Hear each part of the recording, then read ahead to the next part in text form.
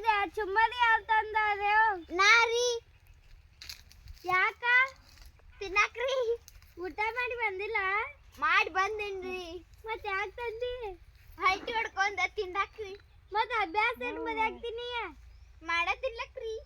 ಏನ್ ಮಾಡಾಕ್ತಿ ಏನು ಪೇಜ್ದಾಗ ಏನು ಅಕ್ಷರ ಇಲ್ಲಲ್ಲ ನೋಡ್ಲಕ್ರಿ ಇಲ್ಲಿ ನೋಡ್ರಿ ಎಷ್ಟು ಅದಾವ್ರು ಒಂದ್ರಿ ನೀನು